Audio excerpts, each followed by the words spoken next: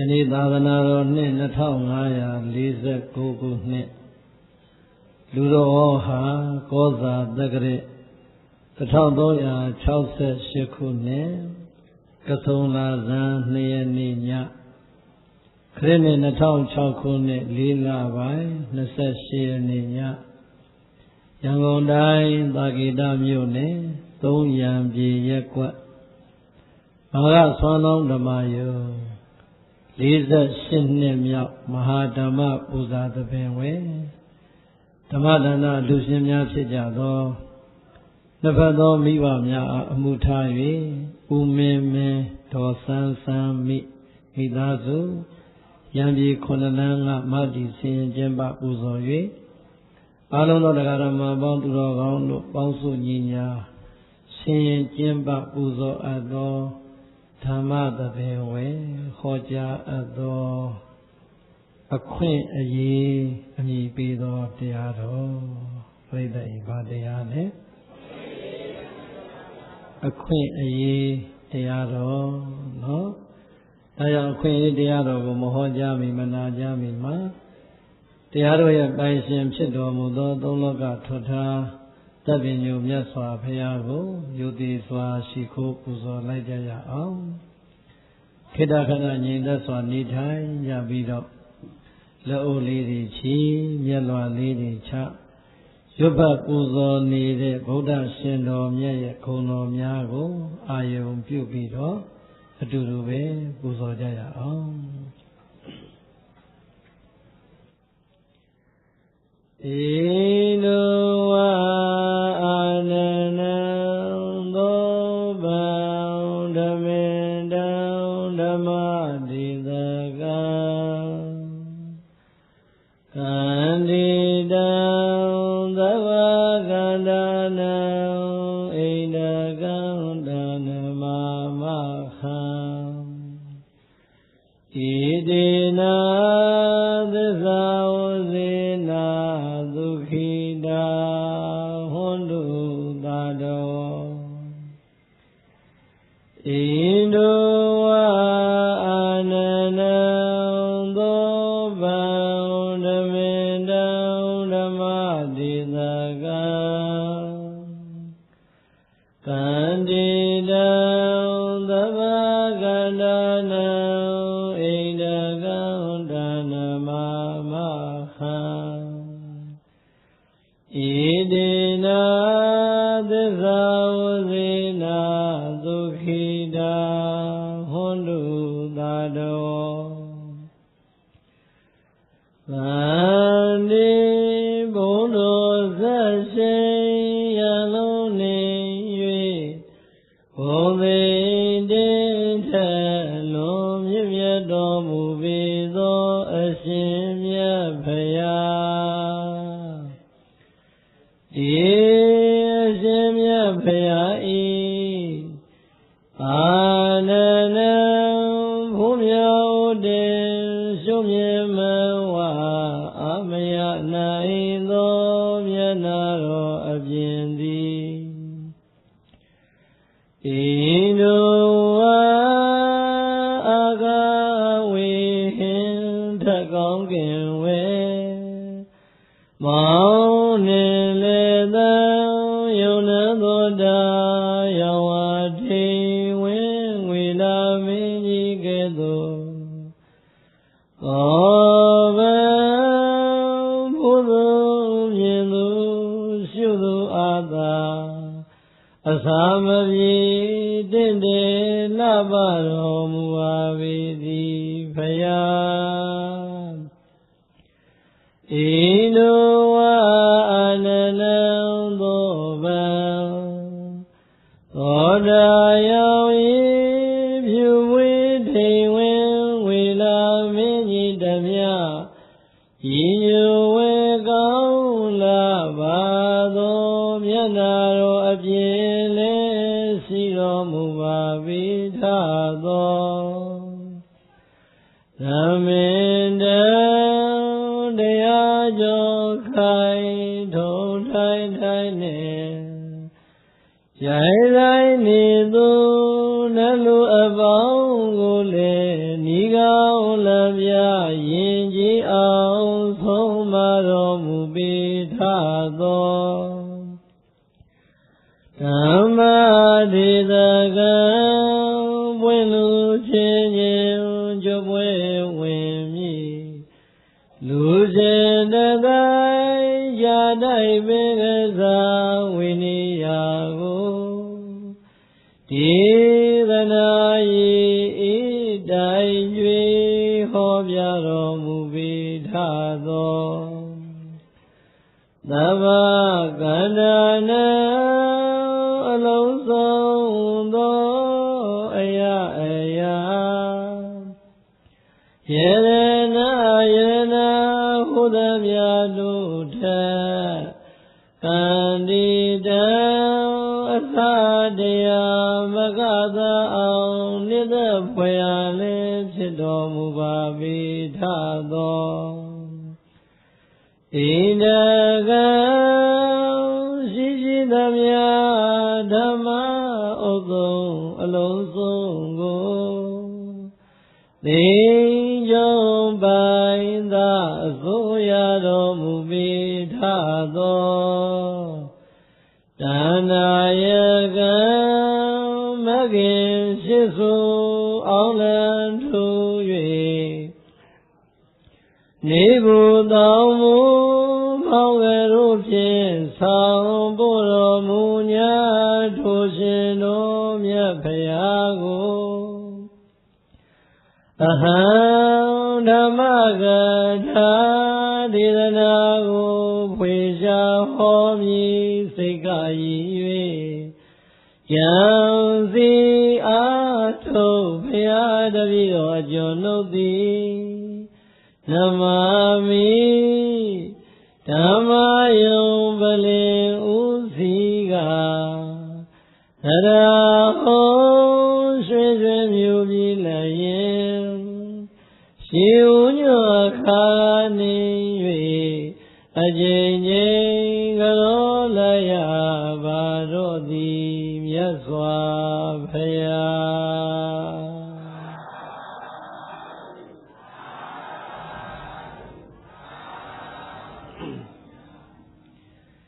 ဣ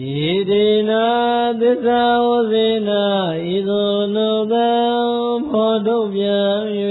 ဟောမှန်စွာပြောဆိုရသောပဏာမသစ္စာစကားကြောင့်သာဓဝတရားရှိခင်စိတ်ကောင်းဝိညာဉ်ကုန်သောသင်္သူတော်စဉ်တရားနာပရိသတ်ပေါင်းတို့သည်ဒုက္ခိတာအန္တရေပြောက်ပြက်စီဝါတက်လျက်စိတ်ဆက်ရွှင်လန်းဝမ္မတတာချမ်းသာခြင်းရှိကြကုန်သည်ဟွန်တုဖြစ်ကြပါစေကုန်သတည်းနေဒုက္ခသာ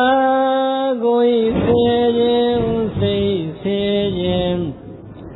ကိုယ်စိတ်နှပါတို့၏ဆင်းရဲခြင်းဆွဲသောဆင်းရဲခြင်းအပေါင်းတို့မှလည်းကင်းဝေးကြကုန်သည်ဟွန်တုဖြစ်ကြပါစေကုန်သတည်းနိဗ္ဗယသာအတ္တနုဝါဒဘိ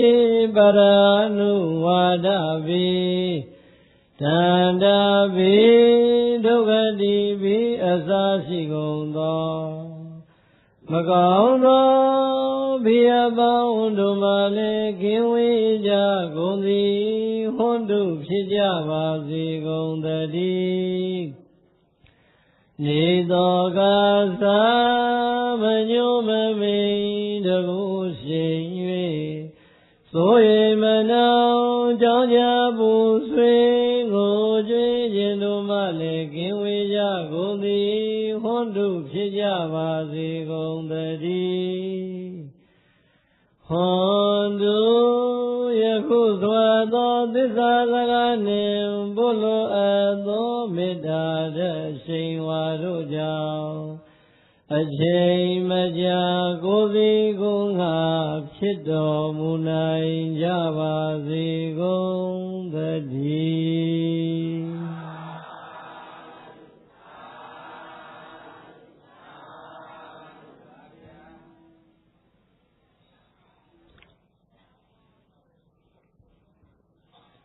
တရားလဲအခွင့်အရေးတဲ့ဟုတ်လားအခွင့်အရေးတရားတော်ဆိုတာပြိတ္တရေမိမိတို့ရတဲ့အခွင့်အရေးလေးကိုရနေမှမသိမှစိုးလို့တတိပေးတဲ့တရားလေးတစ်ပုဒ်ပါပဲဟုတ်လား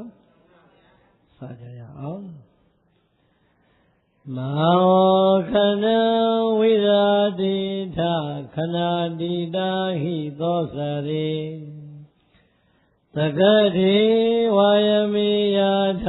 ခနောပฏิပါတိတောမောခဏဝိရာတိထခဏတိတာဟိသောစရေသကတိဝါယမေယထခနောပฏิပါတိတောဘေကဝေပရိသလေးပါးจิตာจิตမိတို့ဒုံမေသင်จิตာจิตမိတို့သည်ခဏသင်တို့ကိုယ်တိုင်ရနေတဲ့အခွင့်အရေးကောင်းတွေကိုမဝိရာတိထမလွဲကြမချောကြလက်မလွတ်ကြပါစေကုန်လင်ခဏတိတာအခွင့်အရေးကောင်းတွေကိုလွဲကြချောကြလက်လွတ်သွားကြတဲ့ပုဂ္ဂိုလ်တို့သည်သောစရိသောစန္တိနောင်တပူပန်ဖြစ်ကြရတတ်ပါ၏ခန္ဓာကဘုရားမိန့်တော်မူလိုက်တဲ့အခွင့်အရေးကောင်းဆိုတဲ့စကားသည်ပฏิပါတိတော်သင်တို့ရဲ့လက်သကံလေးမှာကြားရောက်လို့နေပါ၏တသမထို့ကြောင့်ဒုံမေသင်သူတော်ကောင်းအပေါင်းတို့သည်သကထေဝမိမိရဲ့ဒီဘဝကျိုးစီးပွားနဲ့ဘဝသန္တရာကျိုးစီးပွားကို၎င်းပရထေဝသူတစ်ပါးရဲ့ဒီဘဝကျိုးစီးပွားနဲ့ဘဝသန္တရာကျိုးစီးပွားကို၎င်းဝါယမေယထာနေတိုင်းနေတိုင်းအချိန်တိုင်းမှာကောင်းစွာမသွေကြိုးစား၍အထောက်အပ်ပါ၏တော်သတည်း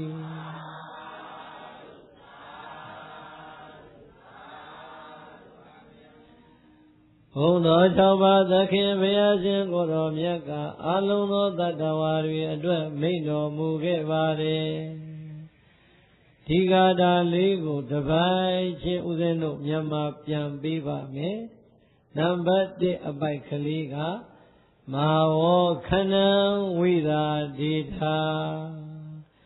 ခြေသာခြေသမီးတို့သင်ခြေသာခြေသမီးတို့သည်သင်တို့ကိုယ်တိုင်ရနေတဲ့အခွင့်အရေးကောင်းတွေကိုမလွဲကြပါစေနဲ့မချော်ကြပါစေနဲ့လက်မလွတ်ကြပါစေနဲ့တဲ့သင်တို့ရနေတဲ့အခွင့်အရေးကောင်းတွေကိုလက်မလွတ်ကြစေနဲ့တဲ့ဘသူမိတ်တဲ့စကားလဲသင်တို့ရနေတဲ့အခွင့်အရေးကောင်းတွေကိုလက်မလွတ်ကြပါစေနဲ့အခွင့်အရေးကောင်းတွေကိုလက်လွတ်သွားရင်ဘာဖြစ်မလဲခဏတိတာဟိသောစရိဒီငါဘုရားမိတ်တဲ့စကားကိုမလိုက်နာဘဲနဲ့အခွင့်အရေးကောင်းတွေကိုလွဲကြချော်ကြလက်လွတ်သွားကြမယ်ဆိုရင်တော့အဲဒီအခွင့်အရေးတွေကိုလက်လွတ်လွယ်ချော်ကြတဲ့ပုဂ္ဂိုလ်တို့သည်နောင်တပူပန်ဖြစ်ရတတ်ပါ၏တဲ့အခွင့်အရေးကောင်းတွေများလွဲသွားပြီးလက်လွတ်သွားပြီးဆိုရင်နောင်တဖြစ်ရတတ်တယ်တဲ့ပရိသတ်ကြီးအခွင့်အရေးတွေလွတ်သွားရင်ဘာဖြစ်လဲဟောဒီလောကကြီးထဲမှာကိုယ့်ကိုယ်ပြန်ပြီးတော့ဆင်ញင်သုံးသပ်ကြည့်စမ်းပါ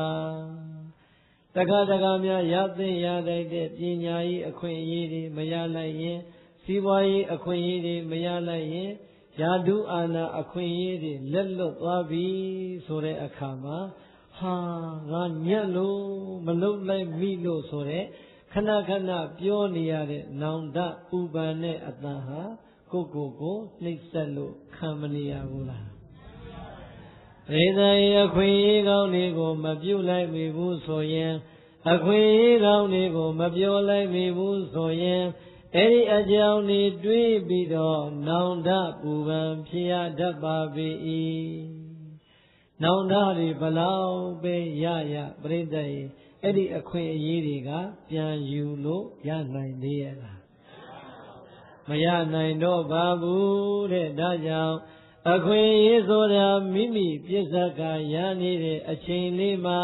ရနေတဲ့အခိုင်လေးမှာရအောင်မယူရင်တော့နောင်တဆိုတာကိုယ်စီဖြစ်ကြရမှာပါပဲနော်ဒါကြောင့်မြတ်စွာဘုရားကအခွင့်အရေးကောင်းကိုသင်တို့လက်မလွတ်စေနဲ့အခွင့်အရေးကောင်းကိုလက်လွတ်သွားရင်သင်တို့နောင်တရတတ်တယ်လို့ဖိတ်တော်မူပါတယ်ဟုတ်လားဒါဆိုရင်မြတ်စွာဘုရားမိန့်တော်မူတဲ့အခွင့်အရေးကောင်းဆိုတာကဘယ်လိုအခွင့်အရေးကောင်းနေလဲခနောငါဘုရားမိန့်တော်မူလိုက်တဲ့အခွင့်အရေးကောင်းနေဆိုတာပฏิပါတိတောသင်တို့ရဲ့လက်ရကံလေးမှာပဲကြာရောက်လို့နေပါပြီတဲ့ဟဲ့ငါဘုရားပြောနေတဲ့အခွင့်အရေးဆိုတာအဝေးကြီးမှမဟုတ်ဘူးတဲ့သင်တို့လက်တကန်းလေးမှာပဲရှိနေတယ်တဲ့ဟုတ်လားပရိသတ်ရဲ့အခွင့်အရေးကောင်းဆိုတာကဘယ်မှာရှိနေလဲလက်တကန်းလေးမှာရှိနေတယ်တဲ့လက်တကန်းလေးဆိုကြတဲ့ကပရိသတ်ရဲ့ပြစ္ဆုတ်ပန်လားအတိတ်လားအနာဂတ်လားဟာတို့ပရိသတ်တော်သွားပြီဟုတ်လားအခွင့်အရေးကောင်းဆိုတာပြစ္ဆုတ်ပန်တဲ့အချိန်ဒီအခွင့်အရေးကောင်းပါပဲပြစ္ဆုတ်ပန်နိနာရပြီမိဟောဒီပြစ္ဆုတ်ပန်တဲ့အချိန်လေးမှာတို့ပရိသတ်မိမိရမယ်ယူရမယ်အခွင့်အရေးကိုယူတတ်ရင်အဲ့ဒီပုဂ္ဂိုလ်အခွင့်အရေးကိုရအောင်ယူတတ်တဲ့ပုဂ္ဂိုလ်ဟုတ်လားပြောဦးဇင်းတို့ဘာကြောင့်ဒီတရားလေးနဲ့ဒီနေရာမှာဟောပေးတယ်လဲဆိုရင်အခုနှစ်ဦးကာလအချိန်ပဲရှိပါသေးတယ်ဟုတ်လားနှစ်သိကူတာတော့15ရက်ပြည့်ပြီလားမပြည့်သေးဘူးဟုတ်လားဒါကြောင့်အလုံးသောတို့တရားဓမ္မပေါင်းသူတော်ကောင်းတွေတနှစ်ကုန်တိုင်းမှာကိုပြန်ပြီးတော့ဆင်ញင်ကြည့်ကြမယ်ဆိုရင်တနှစ်ကုန်တိုင်းတနှစ်ကြီးမသွားဘူးလားတနှစ်ကြီးတိုင်းဟာပြိတ္တရဲ့အိုလာသလားပြိုလာသလားသေရဖို့နီးလာသလားသေရဖို့ဝေးသွားသလားနီးလာတယ်ဒါကြောင့်တဏီကွယ်သေးနေသို့တခါကူမင်းလျောကသေးဘူးမထင်လိုက်ပါနဲ့နေကွယ်သာအကျဉ်းများရင်ဖြင့်ကွယ်ဒီနေရွာတစ်ချိန်သွားရမယ်တာမရဘူးတဲ့တဏီကွယ်တိုင်းဟာတညမိုးချုပ်တိုင်းသေဖို့တရက်ကုန်မသွားဘူးလားအဲ့တော့သေဖို့ရက်တွေဟာတွက်လိုက်တော့ပြိတ္တိရက်ကနေနာကနေနှင်းပေါင်းလိုက်တော့အခု1369ခုနှစ်ဆိုတာကုန်သွားပြီလားရောက်နေသလားကုန်သွားပြီတဲ့1369ခုနှစ်ကိုရက်နဲ့တွက်ရင်တစ်နှစ်မှာရက်ပေါင်း365ရက်ရှိမယ်ဒါကြောင့်365ရက်နေကွယ်တိုင်းမှာဒီနေ့ရွာကိုတစ်ချိန်သွားကြရတော့မယ်ဒုပရိသတ်သေဖို့နီးလာတာပါပဲဟုတ်လားဒီတော့ကိုသေဖို့နီးလာပြီဆိုရင်မသေးခင်မှာစဉ်းစားခွင့်ရတဲ့ကိုသုံးသက်ကြည့်စမ်းဒီဘုံနီးလာတဲ့ငါအတွက်တစ်နှစ်ကုန်သွားပြီကုန်လွန်သွားတဲ့တစ်နှစ်မှာငါအတွက်ဒါနတွေဘလောက်ရလိုက်ပြီလဲသီလတွေဘလောက်ပြည့်သွားပြီလဲဘာဝနာတွေဘလောက်ပွားခဲ့ပြီလဲဆင်ခြင်ဖို့မကောင်းဘူးလားဆင်ခြင်ရမယ်ပရိသတ်နော်ဘာဖြစ်လို့လဲတစ်နှစ်ကူတိုင်းမှာဦးဇင်းတို့ကနှစ်ဟောင်းကနေနှစ်သက်ပြောင်းတိုင်း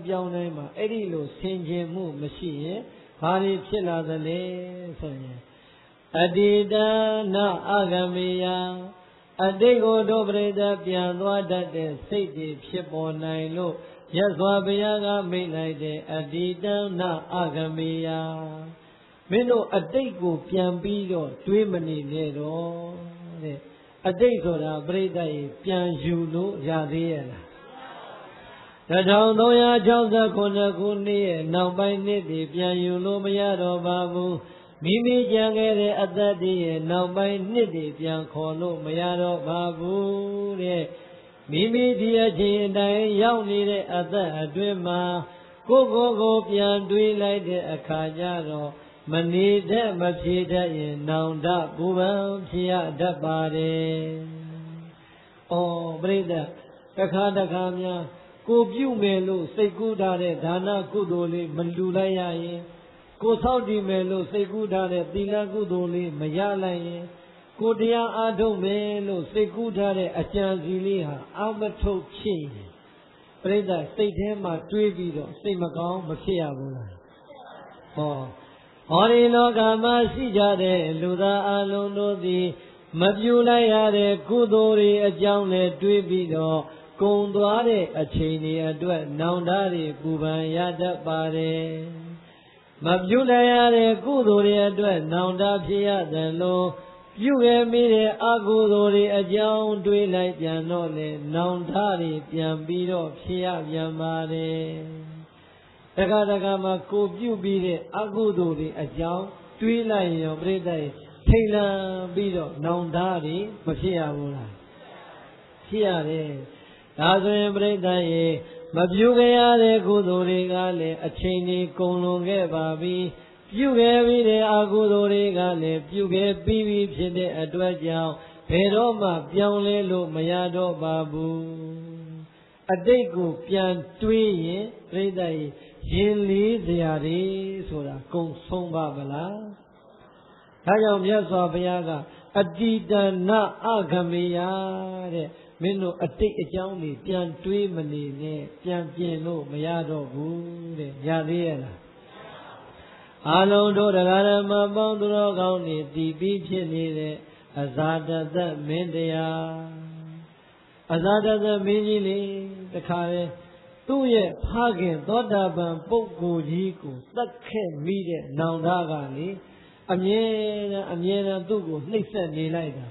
ညအိပ်ရပြီအိပ်ရတဲ့ဝင်ပြီဆိုရင်တော့ပြိတ္တိုင်ခဏလေးမိကနေပြောမယ်လှုပ်လိုက်တာနဲ့တခါနဲ့ချွေးပြီးချွေးပေါက်တွေပြန်ပြီးတော့လန့်နိုးရတယ်ဘာဖြစ်လို့လဲမင်းကြီးလို့မေးလိုက်ရင်လူတရားကနေပြီးတော့သူ့ကိုလှန်တရားကင်ပြီးတော့မင်းအဖေကိုတတ်တဲ့လူမိုက်မင်းကိုငါတို့ပြန်ပြီးတော့တတ်မယ်ဆိုပြီးတော့လှန်တရားနဲ့သူ့ကိုလာပြီးတော့ချိန်ရွယ်ပြီးတော့ကျိန်းဝါနေတယ်လို့စိတ်ထဲမှာခံစားရလို့ကဲပရိသတ်အတိတ်ကအကြောင်းတွေပြန်တွေးတိုင်းမှာအဇာတသက်မင်းရဲ့နှလုံးသားဟာပူမလားအေးမလားဆင်းရဲမလားချမ်းသာမလားဒီတော့အတိတ်ဆိုတာကုန်လုံးခဲ့ပြီးသာလိုက်မိတဲ့ဖခင်ကြီးကလည်းနဲ့ရွာဆန်သွားပြီးပြုခဲ့မိတဲ့အကုသိုလ်ကံတွေကလည်းပြိတ္တရေပြန်ပြင်လို့မရနိုင်တော့ပါဘူးဒါကြောင့်နှစ်ဟောင်းကုန်တိုင်းမှာအတိတ်ကအကြောင်းတွေတွေးပြီးရင်ပူဆွေးနေပဲအစားနောင်တရနေပဲအစားပြစ္ဆုတ်ပံတဲ့မှာငါဘာလုပ်မလဲဆိုတာစဉ်းစားဖို့မကောင်းဘူးလားပြစ္ဆုတ်ပံတဲ့အချိန်လေးဒီတန်ဖိုးရှိတဲ့အချိန်မှာပဲဒါကြောင့်အတ္တိတနာအာဂမေယအတိတ်ကိုလည်းပြန်ပြီးတော့တွေးလို့နောင်တတွေဖြစ်မနေပါနဲ့နပတိကင်ခေအနာဂတံမရောက်သေးတဲ့အနာဂတ်ကိုလည်းကြိုတွေးပြီးတော့ဥပါဏာတွေဆင်းရဲတာတွေပျော်ရွှင်တာတွေစိတ်ထဲမှာအောက်မေ့မနေပါနဲ့အနာဂတ်ဆိုတာဒီနေ့နဲ့မနှက်ပြန်မပြောပါနဲ့ဒီနာရီနဲ့နောက်နာရီတောင်ပြောလို့ရရဲ့ပရိသတ်အခုနာရီမှာအသက်ရှင်နေပေမဲ့ဘုရားရှင်တော်မြတ်မိန့်တော်မူလိုက်တာကကွေးသောလက်မဆန့်မီဆန်သောလက်မကွေးမီအချိန်မရွေးမသိနိုင်ဘူးလားမသိနိုင်တော့မနှက်ဖန်ဆိုတာကိုကြိုတွေးပြီးတော့မနှက်ဖန်မှာဒါနပြုမယ်မနှက်ဖန်မှာသီလစောင့်တည်မယ်မနှက်ဖန်မှာဘာဝနာပွားများမယ်မနှက်ဖန်မှာတရားနာကြားမယ်လို့ကြိုတွေးနေပြိတ္တရေသိကြပါမလားဒီဒါကြောင့်မြတ်စွာဘုရားမိန့်တော်မူလိုက်တာကခန္ဓာငါဘုရားမိန့်တော်မူလိုက်တဲ့အခွင့်အရေးကောင်းဆိုတာ ပฏิပါတိတော့အတိတ်မှလည်းကြံလို့မနေခဲ့ပါဘူးအနာဂတ်ဆိုတာလည်းမရောက်သေးပါဘူးပြစ္ဆုတ်ပံတဲ့တဲ့အချိန်လေးသည်ငါဘုရားမိတ်နဲ့အခွင့်အရေးကောင်းပါပဲသိတဲ့ရင်ပြစ္ဆုတ်ပံတဲ့တဲ့သည်ဘာလဲအခွင့်အရေးကောင်းကဲဒီစကားမှန်လားမမှန်လားဆိုတာဒုပရိသစဉ်းစားကြည့်အလုံးသောဒုဒကာဓမ္မပေါင်းသူတော်ကောင်းတွေအခုအသက်ရှင်ခွင့်ရမနေဘူးလားအသက်ရှင်ခွင့်ရနေတဲ့ပုဂ္ဂိုလ်ချင်းအတူတူပရိသတ်ရဲ့တရားနာနိုင်ဖို့ရခန္ဓာကိုယ်မှာထူနိုင်ထနိုင်သွားနိုင်လာနိုင်တဲ့စွမ်းအားတွေကျမ်းမာရေးတွေမပြည့်စုံရင်ရောတရားနာလို့ရပါမလားခန္ဓာကိုယ်မှာထူနိုင်ထနိုင်သွားနိုင်လာနိုင်တဲ့ကျမ်းမာရေးတွေဘလောက်ကောင်းကောင်းတတိဆိုတဲ့တရားကမကောင်းရင်ဟောတဲ့တရားတွေခေါ်တာဟောနေတဲ့နာရင်နဲ့မိနေမယ်ဆိုရင်ရောပြိတ္တိနာတဲ့တရားတွေတန်ဖိုးကြံပါမလားဒီတော့သာသနာတော်မြတ်ကြီးနဲ့တွေ့ပြီးတော့တတိလည်းကောင်းနေတယ်ကျမ်းမာရေးလည်းကောင်းနေတယ်ဟာဟောလိုက်တဲ့တရားတွေကိုလည်းအိမ်မှာလည်းနာနိုင်တယ်လာပြီးတော့လည်းနာနိုင်တယ်ဆိုတဲ့အခွင့်အရေးကောင်းဟာဒီတဲ့ကောင်းတဲ့အခွင့်အရေးဒုပရိသတ်ရစရာအကြောင်းရှိပါအောင်မလားအေးဒါကြောင့်အခွင့်အရေးကောင်းဆိုတာပฏิပါတိတော့အခုသိကြတဲ့အချိန်တည်းဘယ်ဟာမှသိကြတယ်ဆိုတာမရှိပါဘူးဟုတ်လားအလုံးသောဒုဒကာဓမ္မပေါင်းသူတော်ကောင်းတွေကျမ်းမာနေတဲ့တတိကောင်းနေတဲ့အသက်ရှင်ခွင့်ရနေတယ်သာသနာတော်မြတ်ကြီးအတွင်မှာလူဖြစ်နေတယ်အဲ့ဒီလိုအကြောင်းကောင်းနေဆုံးပြီးတော့ဒီလူဘဝမှာအသက်ရှင်ခွင့်ရနေတယ်နာရီတိုင်းမိနစ်တိုင်းဒီအခွင့်အရေးကောင်းကိုရနေတာပါပဲဒီတော့ကိုအခွင့်အရေးကောင်းကြီးရနေတာကိုရမှန်းသိရလားဟုတ်တယ်မဟုတ်လားတခါကြရင်အခုဟာကိုပေါ့စားတဲ့အခါကိုအခွင့်အရေးကောင်းကိုရလို့ရနေမှန်းတော့မသိဖြစ်တတ်ပါတယ်ဟုတ်လားဒါကြောင့်အလုံးသောဒုဒကာဓမ္မပေါင်းသူတော်ကောင်းနေနေဟောင်းကအကြောင်းနေအတိဟောင်းကအကြောင်းနေလေတွေးမနေပါနဲ့တော့မရောက်သေးတဲ့အနာဂတ်ကိုလည်းကြိုပြီးတော့စီမံကိန်းကြီးချမနေပါနဲ့တော့တဲ့ယေသောပံအသက်ရှင်ခွင့်ရနေတဲ့အချိန်တတိကောင်းကောင်းနဲ့အသက်ရှင်ခွင့်ရနေတဲ့အချိန်ခန္ဓာကိုယ်ကြမ်းကြမ်းမာမာနဲ့အသက်ရှင်ခွင့်ရနေတဲ့အချိန်နဲ့ဟောဒီအကြောင်းကောင်းတွေပေါင်းပြီးတော့အသက်ရှင်ခွင့်ရနေတဲ့အခြေအနေသည်အခွင့်အရေးကောင်းကိုရနေတာပါပဲ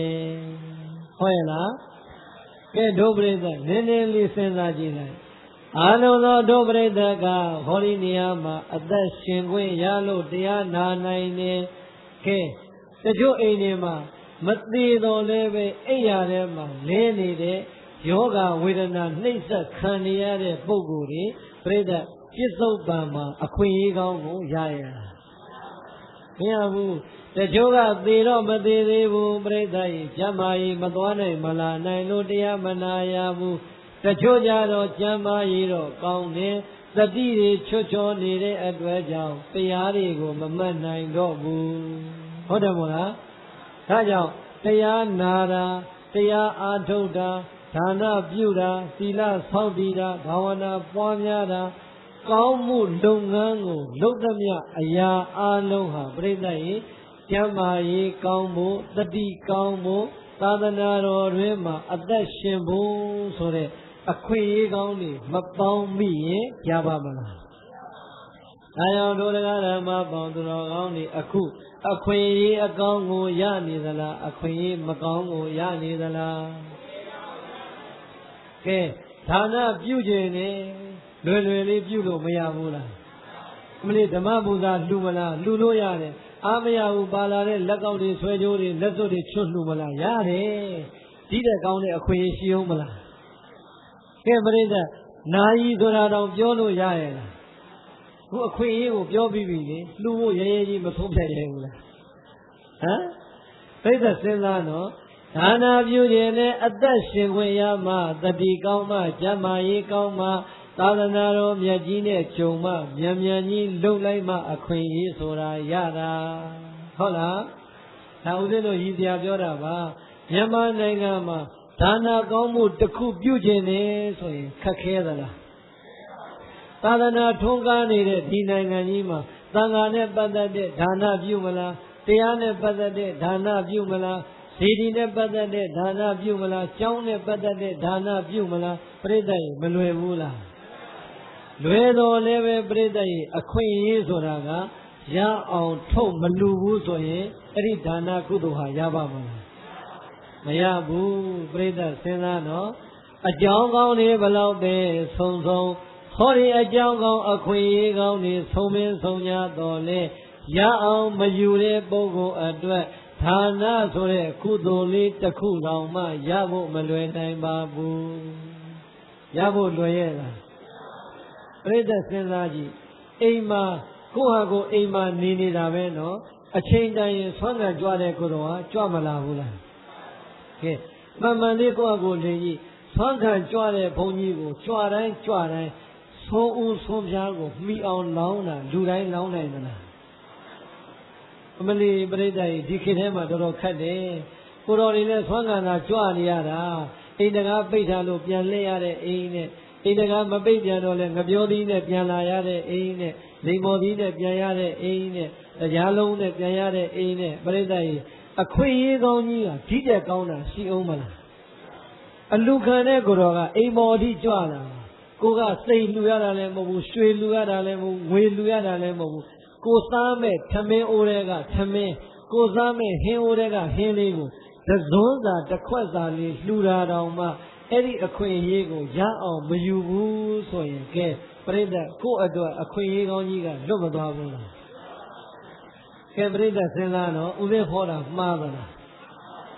အိမ်မှာအလူခံပုဂ္ဂိုလ်ကတော့ကြွနေပါရဲ့အလူခံကိုယ်တော်ကတကားပိတ်လို့ပြန်ကြွရမယ်ဆိုရင်အေးတရားဓမ္မတွေကလည်းကုသိုလ်ရမယ်အရေးအခွင့်အရေးကြီးလွတ်သွားပြီးဘိုးကိုယ်တော်ခင်ဗျားလည်းဒီအိမ်အားကိုးပြီးတော့ကြွလာတဲ့ဟင်းတစ်ခွက်လွတ်သွားပြန်ပြီဘုန်းကြီးကလည်းအခွင့်အရေးတစ်ခုလွတ်မသွားဘူးလားကျုပ်လေးကျောင်းမှာကိုရင်လေးတွေဆွမ်းခံကြွလာရင်ဟဲ့သားလောင်မင်းတပိတ်လေးလှက်စမ်းဆွင်းကွက်လေးတွေလှက်ကြည့်အထက်ကလှက်ကြည့်တော့ဂလုတ်နဲ့ဟာဘာဟင်းလဲဘာကြော်တွေလဲပေါ့6ကြော်တွေလားလှက်ကြည့်တယ်ပဲထက်မြက်ခဲလေးလေးခင်ဟာမင်းတက္ကမတွေကလည်းကွာဆွမ်းတော်မစားဘူးထက်မြက်ခဲလေးကထွက်လာပြီဆိုကဲနောက်တစ်ခွက်လက်စမ်းအာရပါရနဲ့လက်ဂလုတ်ပြီးပြန်ပြီဂလုတ်လှက်ကြည့်တော့ဘာလို့တရားလုံး3လုံးကဲဆွင်းကွက်2ခွက်လန်လိုက်တာထက်မြက်ခဲနဲ့တရားလုံးပဲပါဒီတော့ဟောဘာပဲပြောကြံတဲ့အိမ်ကြီးကတော့ဟင်းကောင်းတွေလောင်းတဲ့အောက်ကခွက်လှက်လိုက်စမ်းတော့လှက်လိုက်တာဟာလာပြန်ပြီဂလုတ်ဟုတ်လားလက်ကြည့်လိုက်တော့နည်းတော့ပြောင်းတော့တယ်အထင်းမှာကြက်ဥပြုတ်ပြီးသားမှတ်လို့အခွန်ခွာမယ်စဉ်းစားတယ်ဆရာတော်အစိမ့်ဖေဟာ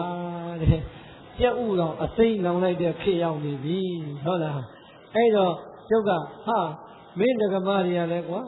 ဟင်းခွက်3ခွက်လာတာတစ်ခွက်ကထင်းရက်တစ်ခွက်ကတရားလုံးတစ်ခွက်ကကြက်ဥအစိမ့်သူတို့ကသမင်းနေဟင်းနေချက်များမစားကြဘူးလားစားတော့စားတယ်ဗျာတဲ့တပည့်တော်တို့ဆုံးလောင်းတဲ့အချိန်သူတို့ကဟင်းမချက်ရသေးဘူးဟေးဒီအချိန်မှမချက်ရင်ဘယ်အချိန်ချက်လဲဘာဖြစ်လို့လဲမအားကြလို့လားမဟုတ်ဘူးဆရာတော်တဲ့နံပါတ်သွားရှာနေကြလို့သမင်းစားကနဲ့အတွက်နံပါတ်သွားရှာလိုက်တာကျောင်းကဘုန်းကြီးတွေကသမင်းစားစရာဟင်းမပါတော့ကဲဒါဆိုရင်ကျတို့ကနောက်ပိုင်းကြရင်လေကလေးတွေဆုံးခံသွားရင်ကျောင်းမှာမီးမွေးစီတယ်အိုးတယ်ပြီးရင်ဇွန်းနဲ့ကင်ပြီးစောင့်နေရမယ့်သဘောရှိတယ်ကိုယ်နေရလာတဲ့ကျောင်းအစိမ်ကိုယ့်အကိုကြော်ပြီးတော့ကလေးတွေပြန်ကျွေးရမှာအဲ့တော့ပြိဿစဉ်းစားတော့အခွင့်အရေးဆိုတာကတဲ့တဲ့ရနေပါလျက်ကဲနဲ့မယူလိုက်ဘူးဆိုရင်ကိုယ့်အတွက်မဆုံးရှုံးဘူးလားဆုံးရှုံးတယ်ဒါကြောင့်မိမိတို့လူတဲ့ဒါနာကောင်းမှုသည်နေတာများတာမစင်စားပါနဲ့ပဒါနာထဲမှာနေတာများတာဆိုတာမပါပါဘူးလူရန်တန်ရန်ထက်တန်တဲ့တရားနဲ့ငပြောသည်တစ်လုံးဆွမ်းရင်တစ်ခွက်အချိုဝဲလေးတစ်ခွက်ကိုလှူလိုက်ပါစေအဲ့ဒီတရားတရားရဲ့ကောင်းကျိုးကကိုယ့်အတွက်မသေးခင်အချိန်လေးမှာအခွင့်အရေးကောင်းကိုရနေတာပါပဲဟုတ်တယ်မို့လားကဲစဉ်းစားကြည့်လေဒီနေ့မနှက်ဖန်မပြောနဲ့ဒီနာရီနောက်နာရီတောင်ပြောလို့ရရင် ကိုယ့်အရက်ထဲမှာဒုပရိသတ်မြင်နေရတယ်မသေးတော့လည်းပဲမသေးုံယောဂခံစားပြီးအဲ့ရထဲမှာပက်လက်လန်လဲနေတဲ့လူတွေရောမရှိဘူးလားဥဒိလေခဏခဏဆေးရုံတွေမှာသွားပြီးတော့ပြိရွတ်ပေးရတယ်ဘာဖြစ်လို့လဲကျမ်းမာရေးကောင်းမှုရွတ်ရတဲ့လူကနဲတယ်ဒီကနေ့ဆဲဆရာတော်ရဲ့တဲ့တတိအာယုန်လေးကောင်းအောင်လို့ပရိရွတ်ပြီးအလူလေးလာခံပါအောင်ဆိုတော့ကဲအလူခံရတဲ့ဘုန်းကြီးအောင်စိတ်ချမ်းသာပါမလားပရိသတ်မိသားစုတွေကစိတ်ထဲမှာမိမိတို့ရဲ့ဘာသာတရားရဲ့ယုံကြည်မှုကြောင့်လုံရပြီမယ်လှူတဲ့ပုဂ္ဂိုလ်ကမျက်ဖြူလန်းနေပြီးတတိမကောင်းတော့ဘူးဆိုရင်ဒီကောင်းမှုသူအာယုံပြုတ်နိုင်တဲ့ဆိုအောင်တော့ပရိသတ်တတိတစ်ချက်မဝင်မဲနဲ့ပြုလို့ရပါမလားစဉ်းစားတော့ပရိသတ်တတိလည်းမကောင်းဘူးရုပ်တရားကလည်းမဟန်နိုင်တော့ဘူးအဲ့ရတဲ့လဲနေရပြီဆိုရင်တဲ့အဲ့ဒီအခါကျမှပူပန်ရတဲ့နောင်တတွေဖြစ်တတ်တယ်အဲ့ဒီအချိန်ကျမှသင်္ကန်းလူကျင်တာလို့ကြောင်းလူကျင်တာလို့ပရိသတ်ရဲ့နောင်တတွေမရဘူးလား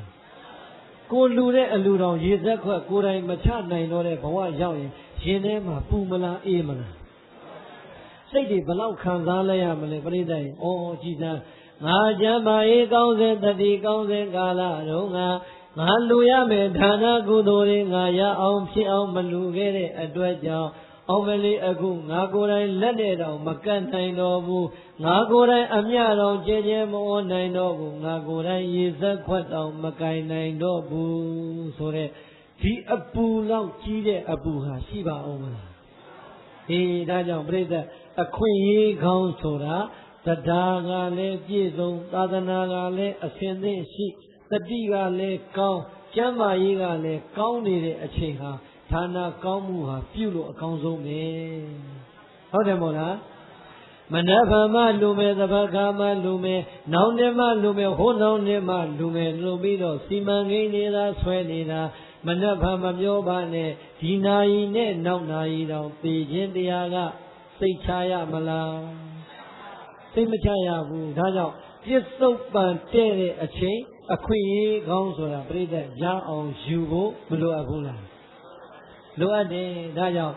အမြဲတမ်းမိမိတို့စားနေတဲ့စားဦးစားပြားဆွမ်းကလေးကိုတနတ်စားလေးမဟုတ်ပေမဲ့တစွန်းစားတစ်ခွက်စားလေးကိုတောင်မှအခွင့်အရေးရအောင်မယူတတ်ရင်တော့ဌာနကောင်းမှုအတွက်နောင်တပူရပန်ရပါလိမ့်မယ်ဟုတ်ပြီလားကဲဌာနကောင်းမှုကဟောတာဟောနေရတာပါကျွတ်တို့မြန်မာနိုင်ငံဗုဒ္ဓဘာသာတွေကအလှဆိုတာမပြတ်တမ်းလှမနေဘူးလားလှတာပဲပြိဿဗုဒ္ဓဘာသာလောက်အလှခံလို့လွယ်တာကတော့ကဘာမှမရှိတော့ဘူးဟုတ်လားဘာဖြစ်လို့လဲဆိုရင်ဟိုမှာအတန်ကျက်တဲ့တွေတော်တီဆိုလဲလှလိုက်တာပဲတပိတ်ပိုင်လာရင်လည်းဘာဖြစ်ဖြစ်လှလိုက်တာပဲဗုဒ္ဓဘာသာတွေမှာလှတဲ့ဝတ္ထုပစ္စည်းနေတာများတာပဲကွာရင်ကွာမယ်လှူတာကတော့အခုလူတရားလာရင်တရားလုံးကိုလှူပါလို့ပြောရင်မလှူတဲ့လူရှိသလားလှူဘူးသလားလို့မေးရင်မလှူဘူးတဲ့လူရှိသလားမရှိဘူးဟုတ်လားဗုဒ္ဓဘာသာတွေယုံကြည်စွာလှူလို့တစ်ခါကြရင်လေတို့ကတိနဲ့အင်းကြီးမှလည်းသိနေတယ်ကိုယ်ကလည်းမပြောရဲဘူးအလှခံလှူတဲ့လူကတော့လှူနေတာဒါအင်းကြီးပဲဆိုတာသိပေမဲ့တို့မပြောရဲဘူးဘာဖြစ်လို့လဲအလှခံတစ်ချိန်လေးခွေးတောင်ပါတယ်ဆိုတော့ခွေးတောင်စေတနာနဲ့ကျွေးရင်အလှဖြစ်သေးတာဆိုတော့သူကလိန်မလိန်ကွာလှူတဲ့လူလှူမှတော့မတတ်နိုင်ဘူးလှူပါစေဆိုဒီလိုပဲနေရတာပဲပြောချင်တာကဗုဒ္ဓဘာသာရဲ့တရားဆိုတာအလှနဲ့ပတ်သက်လို့အပြစ်ပြောစရာဟောစရာတော့ဘာမှမရှိပါဘူးဟုတ်လားကျွတ်တို့ငယ်တုန်းကကျွတ်တို့ရွာမှာဆိုလို့ရှိရင်လေအလှခံတယ်ဆိုရင်ဒါပဲပေါ်တဲ့အချိန်နှမ်းပေါ်တဲ့အချိန်စကားပေါ်တဲ့အချိန်ပေါ့တောင်သူလယ်သမားတွေငွေရွှင်တဲ့အချိန်ကြရင်တချင်းကောင်းအဲ့ဒီအချိန်မှာခေတ်အစားဆုံးတချင်းလေးနဲ့အတန်ချက်ဆက်ကောင်းလေးနဲ့လာပြီးအလှခံတာပဲဟုတ်ကဲ့ခင်ဗျာကျွန်တော်တို့အခုအလှခံရတဲ့ကိစ္စကတော့ဘာအတွက်အလှခံပါတယ်လို့ပြောရင်ငွေမရှိရင်လေတောသူတောင်သားတွေတနာဖို့ကောင်းတယ်ပဲရှိရင်ပဲတပြီဆန်ရှိရင်ဆန်တပြီစီရှိရင်စီတပလင်းဒီလိုလာလူကြတာအဲ့တော့ဒကာကြီးတယောက်ကအတန်ချက်ဆက်ဖွင့်ပြီးတော့ဟုတ်ကဲ့ခင်ဗျာကျွန်တော်တို့အခုလာအလှခံရတဲ့အကြောင်းကတော့လှိုင်ပြင်ဖို့ရန်အတွက်လာရောက်အလှခံပါတယ်ဆိုတော့တရွာလုံးလှူလိုက်တာလှိုင်ပြင်ဖို့ဟုတ်လားအဲ့တော့ဦးဇင်းတို့အဖေကလည်းကောင်းစီခက်ကကောင်းစီဆိုတော့အိမ်ကိုဝင်နှုတ်ဆက်ရတာပေါ့လူကြီးဆိုတော့နည်းနည်းပါးပါပြုတ်ပြဟုတ်လားအဲ့တော့ အဖေဒီလည်းလာနှုတ်သက်ရောအဖေကဟဲ့ကောင်မင်းနှိုင်ကျင်ဖို့ဆိုအလူခံတာဘယ်လှိုင်လဲကွာဦးဇင်းတို့အညာမှာကဖျားလှိုင်ကူဘာလို့လဲရှိတယ်နောက်ပြီးတော့ရေတွေပါတွေအထွက်အဝင်လောက်တာကိုလဲလှိုင်မဲခေါ်တာမှလှိုင်ကောင်းကြီးဒီလိုခေါ်တာဩဘယ်ဖျားကလှိုင်ကူလဲဘယ်ကံကရေမြောင်းလှိုင်ကူလဲပေါ့လေရုပ်တို့ကတော့အဖေမေးတော့ကြားနေတာအဲ့တော့အဲ့ဒီအလူခံတဲ့တခါကြီးကဘာလဲအကိုကြီးတဲ့စိတ်လည်းမဆိုးနဲ့နော်တဲ့ကျွန်တော်လည်းအလူခံပြီးလို့အကုန်လုံးလှဲပေါ်မှာရပြီးတင်လာပြီးပြီတဲ့ကျွန်တော်ပြောတဲ့လှိုင်ကတော့အကိုကြီးတယောက်ပဲအမှန်ပြောရဲမှာတဲ့ဟာဘာဖြစ်လို့လို့ဘယ်ဖယားကလှိုင်မို့လို့မဟုတ်ဘူးတဲ့ဘယ်ကလှိုင်မှမဟုတ်ဘူးအင်းကမိလှိုင်မိရကျိုးနေတာပတ်စံကုစရာပတ်စံမရှိလို့လားအလူခံရသူ့လှိုင်ကအင်းကသူ့မိမဒေါ်မိလှိုင်ဖြစ်နေတာဟုတ်လားအဲ့တော့ပြောချင်တာကဗုဒ္ဓဘာသာတွေလှူတဲ့နေရာမှာဘာတော်ညာတော်မှမေးရလားဟောလှိုင်ပြင်ဖို့ဆိုလှူလိုက်တာပဲဘာလှိုင်လဲမလို့တကယ်တော့နောက်ဆုံးတော့မိလှိုင်ဖြစ်နေတာမိလှိုင်နီးရကြိုးနေတာတဲ့ပိုက်ဆံမတက်နိုင်တော့ဘူးကိုကြီးတဲ့ဒါကြောင့်ကျွန်တော်လည်းငါနီးငါနဲ့ငါအလှူခံရမှာပဲဆိုလှိုင်ပြင်ဖို့ကျန်တဲ့လှိုင်တော့မကျွန်တော်မိလှိုင်ပြင်ဖို့ပါဟုတ်လားကဲတရားတရားကောင်းတဲ့နေရာမှာပြိဿရေအာယုံပြုတ်သလားသူ့ဓာတ်တွေစစ်ဓာတ်တွေမှန်ဓာတ်တွေမှားဓာတ်တွေဘာမှမတွေးဘူးလှူလိုက်တာပဲဒါနဲ့လူတန်းမှုဌာနကောင်းမှုနဲ့ပတ်သက်လို့ဦးဇင်းတို့ဟောကြသိမလိုပါဘူးဟုတ်လားဒါဆိုရင်အလုံးသောဒုဒကဓမ္မပေါင်းသူတော်ကောင်းနေဌာနကောင်းမှုတွေပြုတဲ့နေရာမှာရရောသလောက်လက်လွယ်သလောက်သီလကောင်းမှုတွေဆောက်တည်စမ်းပါလို့ခိုင်းလိုက်ရင်အမြဲတမ်းလုံခြုံရမယ်၅ပါးသီလတောင်မှအိယာဝင်တဲ့အခါစစ်ကြည်စံပြိဿ၅ပါးပြည့်ရမမလေးပြောတော့၅ပါးပြည့်ရဟိုဘက်ကတပါးလျှော့လိုက်ဒီဘက်ကတပါးလျှော့လိုက်ဟုတ်လားကဲ၅ပါးသီလမမြဲဘူးဆိုရင်တော့ထားလိုက်ပါဦးဒါက every time အမြဲတမ်းဆောက်တည်ရမှာမို့လို့တခါတလေတော့ချွတ်ရဲမှာပေါ့ထားလိုက်ပါဦးကဲတလမှာဥပုပ်ဘယ်နှဥပုပ်ရှိလဲ၄ဥပုပ်တစ်နှစ်ကို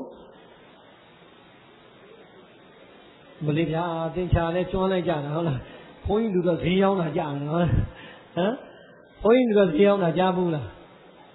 ဘုန်းကြီးလူတို့ကမိမဈေးဆိုင်လေးရောင်းပေးပါကျမမအားလို့ဆိုထွက်သွားတာအပြန်ကကြတော့မိမပြန်လာတော့ဘုန်းကြီးလူတို့ကကြောက်တဲ့မုန်းနဲ့ရေးနေတယ်ဘာရောင်းတာဆိုတော့သကောနှစ်ချက်ရှိတာတစ်ချက်ကိုဝယ်တဲ့လူကဝယ်သွားအဲ့ဒါကိုသူကကြောက်တဲ့မုန်းနဲ့သကောနှစ်ချက်ရှိတာတစ်ချက်ကိုရောင်းလိုက်သည်ရှိတော့ဆိုအဲ့ဒါကိုသူကကြောက်တဲ့မိုးနဲ့ချားပြီးစာနဲ့ရေးတွက်နေဟုတ်လားအဲ့တော့မိမပြန်လာတော့ရှင်ဘာတွေတွက်နေတာလဲသကောနှစ်ချက်ရှိတာကွာတစ်ချက်ရောင်းလိုက်တာဘယ်နှချက်ကြံလဲဆိုတော့ငါတွက်နေတာ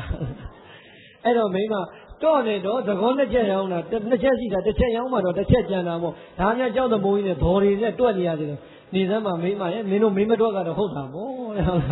အဲ့တော့အချက်ပြေတော့ပြောလိုက်နေတယ်အခုကဲတစ်နှစ်ကိုဥပုပ်ဘယ်လောက်ရှိလဲ42လီ48ဘောအမလေးဒါလေးနဲ့အလီတစ်ခေါက်ရုပ်ဖြစ်နေတာဟုတ်လားကဲ48ဥပုပ်နော်မနစ်က68ခုနှစ်ကုန်ခဲ့ပြီဘယ်နှဥပုပ်ရတယ်တနေ့မှာ48ဥပုပ်တော့ကုန်သွားပြီငါတို့ဥပုပ်တွေဘယ်ဥပုပ်မှရလိုက်တယ်ဆိုတာပြန်တွက်ကြည့်ဇမ္မာပရိသတ်ဘယ်နှဥပုပ်ရတယ်လဲဟမ်မဲ့ဝါရင်းရတယ်သိကြသလားဟမ်ဝါရင်းမှာတပည့်တော်တို့ဥပုပ်တော်စောင့်ပါတယ်တတိုင်းမကင်းနဲ့တွေ့လိုက်တော့လေတပည့်တော်တို့ပတိလေးချပြီးတော့ကြည့်တော့ကျိုးပြန်ပြီဟုတ်လားဒါလိုက်တာရင်နဲ့တွေ့လိုက်တော့လေပတိကချပြီးပြန်ပြီအောင်မလေးလျောင်ကြီးမျက်နာလေးမြင်လိုက်တော့လေမနေနိုင်လို့ကျိုးရပြန်ပြီ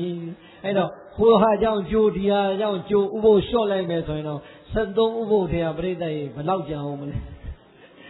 အဲ့တော့စဉ်းစားကြည့်နော်ဒါနပြုရတာလွယ်သလောက်သီလဆောက်တည်ဖို့ကြတော့ဒုပရိသတ်တော်တော်လေးမပေါ့ဘူးလားပေါ့တယ်နည်းနည်းလေးစဉ်းစားကြည့်လားဒါနပြုတယ်ဆိုတာကိုပိုင်တဲ့ငွေကြေးပစ္စည်းကိုမလူရဘူးလားအဲ့ဒီငွေကြေးပစ္စည်းကအလကားရတာလားဟုတ်ရလားကဲချွေးနဲ့သွေးနဲ့နေဘူးမရှောင်းမိုးရွာမရှောင်းအရက်နေပဲမရှောင်းဟုတ်လားရအောင်ရှားလာတဲ့ငွေကြေး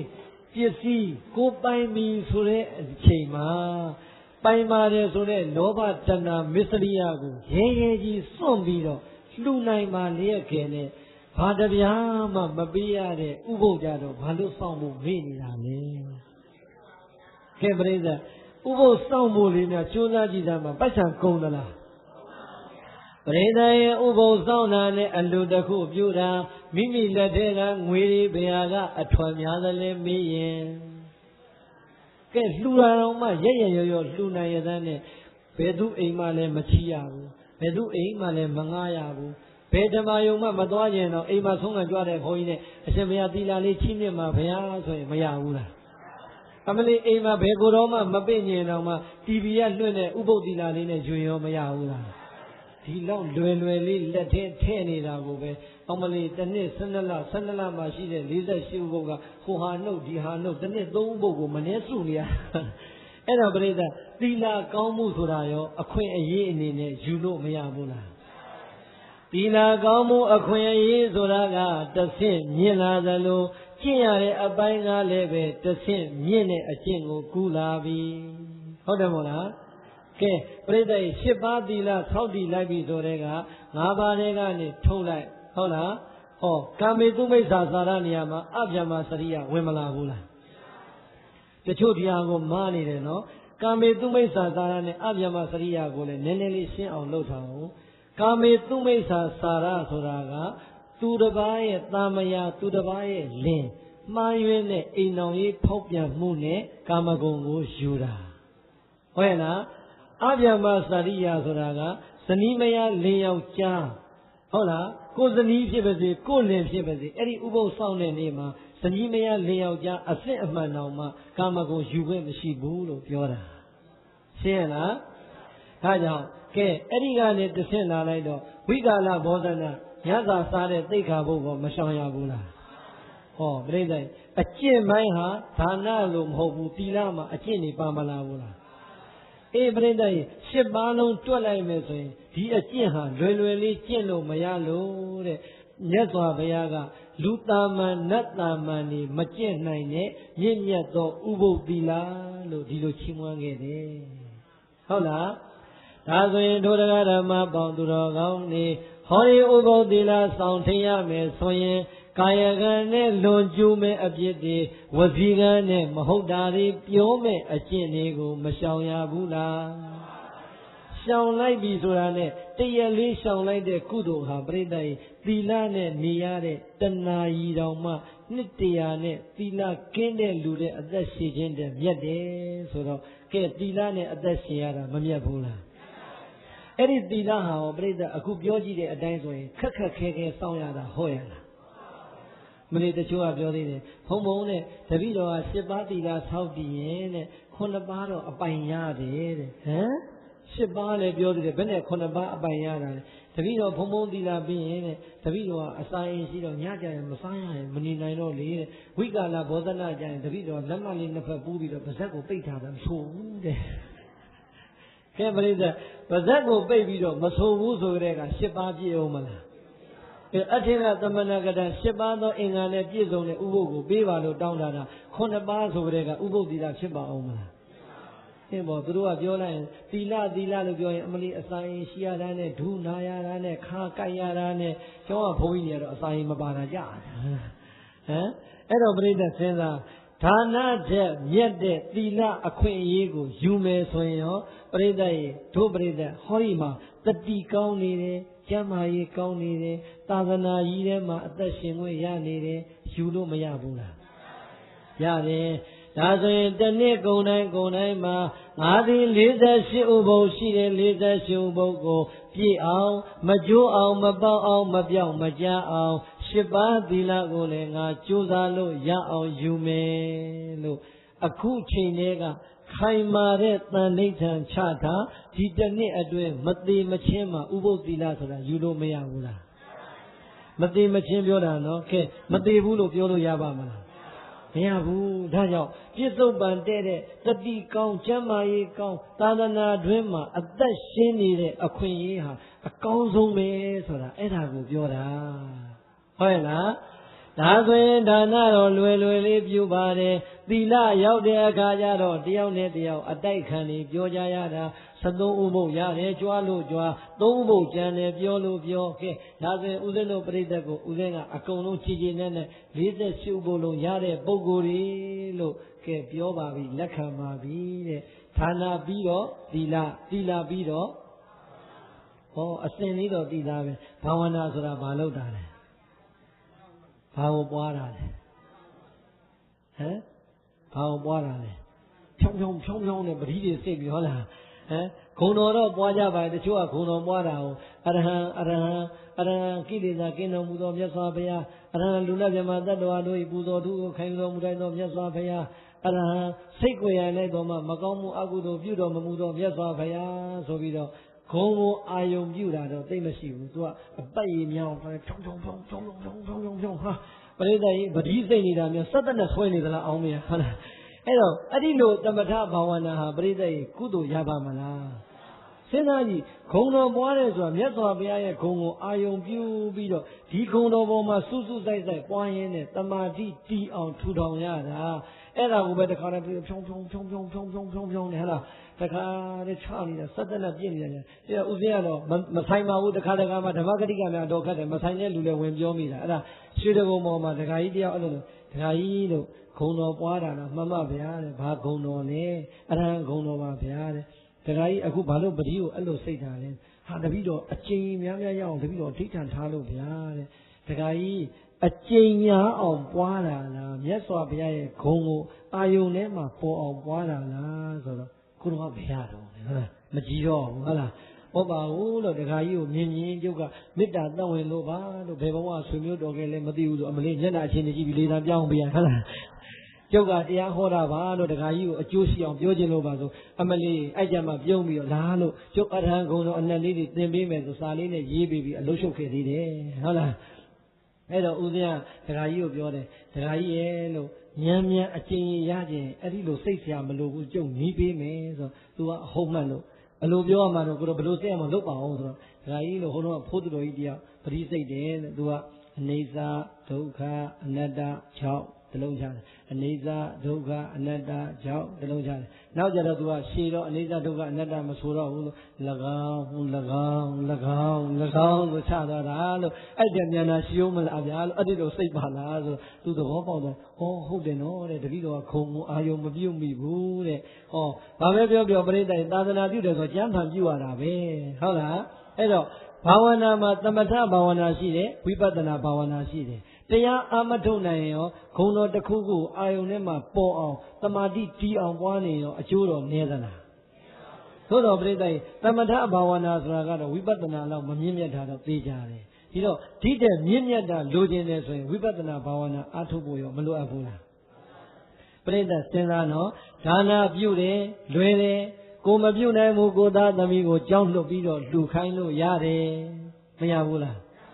သင်္ကန်းလူမလားထီလူမလားဖက်နဲ့လူမလားသိမ့်ဘလောက်လူမလဲသားတို့သမီးတို့သွားကြစမ်းမေသိမကိုရင်ဆရာတော်လေးမင်းညာကဟောသွားတာငါ10သိန်းစုတာကလူမသိအောင်သွားလှူကြစမ်းဆိုကဲလှူခိုင်းရမရဘူးလားဒါမှလားမနေ့ကညကြောင်းတကား4 နာရီဆိုထဖွင့်ထားမယ်ကဲပြောချင်တာကဒါနပြုတာမလွယ်ဘူးလားလူကြုံပေးရင်မရဘူးလားအမေရိကန်လှမ်းလှူရင်မရဘူးလားဗုဒ္ဓဂယာလှမ်းလှူရင်မရဘူးလားရတယ်သီလအငှားနဲ့လုပ်လို့ရရလားဟောတဆင့်မြင့်တယ်လို့အလုတ်ကရောတဆင့်မမြင့်ဘူးလားကဲအဲ့ဒီတဲ့မြင့်တဲ့သမထဘာဝနာငှားလို့ရသလားဝိပဿနာဘာဝနာတရားရှာရင်ဘယ်မှာတွေ့ဟောဒါတဲ့အကုန်သိတယ်ကဲအဲ့ဒီကိုမှဘယ်နှကားရှာလဲသိညာတွင်မဲမစိုးတော့မစိုးသိညာတွင်တော့ရှာတယ်ဆိုတော့တနေ့မှရက်ပေါင်းဘယ်လောက်ရှိလဲကြံကဘယ်နည်းရှိလဲတပည့်တော်တို့365ရက်အထက်မှာကြံ9ရက်တော့ရှာပါတယ်ကျန်တဲ့360ကတော့တပည့်တော်တို့ဘာလုပ်နေလဲဟုတ်လားပြိတ္တိတခါတခါအောင်ဖို့ကောင်းတယ်မြန်မာလူမျိုးတွေလေကြံတွင်းမှာပဲဒုံတစ်ပါးဝှရတယ်ကြံတွင်းမှာပဲတရားအားထုတ်ရတယ်ထင်သလားမသိဘူးအဲ့ကျရင်လူရပြီးပြုံးလာပြီးကျောင်းဘုံကြီးကိုယ်အခမ်းမှာကိုပေးရတော့တာပဲဟုတ်လားအဲ့တော့ပြိတ္တိကြံနေဒီဇင်ဘာနေຫນွေတွေဆောင်းနေမိုးတွေလုံမနေနဲ့အကောင်းဆုံးကအိမ်မှာနေအားထုတ်ရင်နေတိုင်းအားထုတ်လို့မရဘူးလား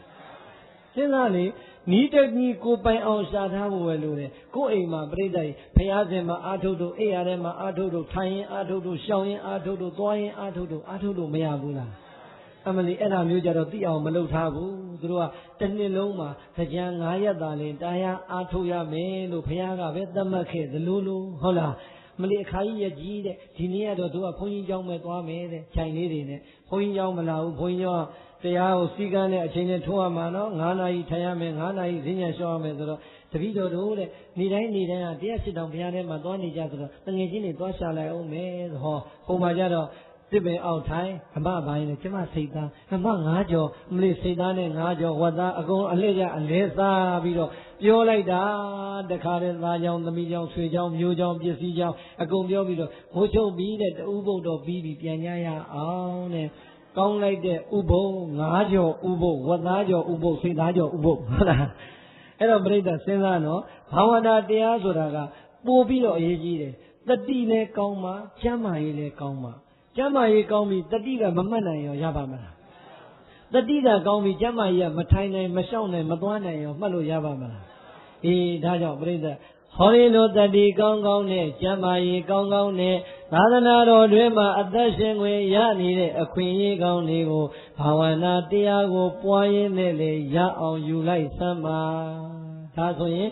အခွင့်အရေးကောင်းကိုရအောင်ယူတတ်တဲ့အခွင့်အရေးသမားဆိုရင်ပြိဿရေဘဝအတွက်စိတ်ချရတဲ့ချမ်းသာတွေမလာဘူးလားအခုတော့ဒီအခွင့်အရေးတာမယူတာဟိုအခွင့်အရေးတွေကြတော့လူရက်နေကြတာပဲဘယ်အခွင့်အရေးတွေလဲဟမ်ကဲအာလုံးသောဒုဒကာဓမ္မပေါင်းသူတော်ကောင်းနှစ်ဟောင်းလွန်မြောက်လို့နှစ်တွေကိုရောက်တဲ့ဟောဒီဓမ္မသဘင်မှာနှစ်ဦးကာလမှာအာလုံးကိုမှားလိုက်ချင်တာကအခွင့်အရေးကောင်းတွေကိုရအောင်ယူပါဟုတ်ရဲ့လားကဲအခွင့်အရေးကောင်းတွေဆိုတာအဝေးကြီးမှဟောရတာ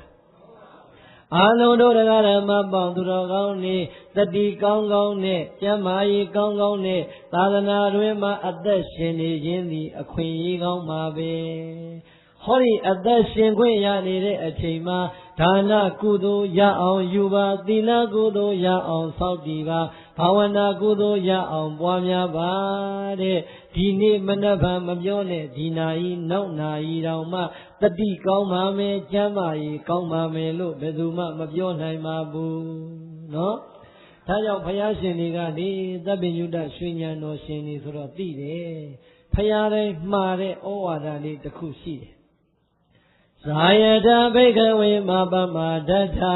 မာပစ္ဆဝိပတိသာရိနောအဟုဝဋ္ဌအယံဟောအမကံအနုသာသနိ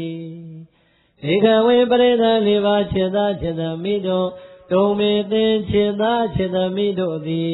ဇာယတရှုကြကုန်လောမှတ်ကြကုန်လောသင်တို့ရထားတဲ့ယုတ်တရားနံတရားကြီးကိုအလကားပြစ်မထားကြပါနဲ့ဘာဝနာတရားများနဲ့ပွားများကြပါကုန်လောတဲ့သင်တို့ရထားတဲ့ယုတ်တရားနံတရားကြီးကိုအိက္ခာစားကကာမဂုဏ်မိဝဲကနဲ့အချိန်ကြီးမပြုံးနဲ့တဲ့ဘာဝနာတရားဆိုတဲ့အမျက်ဆုံးတရားလေးနဲ့ရှုပွားကြပါတဲ့ဟုတ်လားမဟာပမဒဋ္ဌတန်ရောစဉ်ငွေပျော်ရွှင်မွေ့၍မိရာယောဂသင်တို့မနေလိုက်ကြပါကုန်လင်တဲ့တတိတွေကပြိဿဘလောက်ကောင်းတယ်ပြော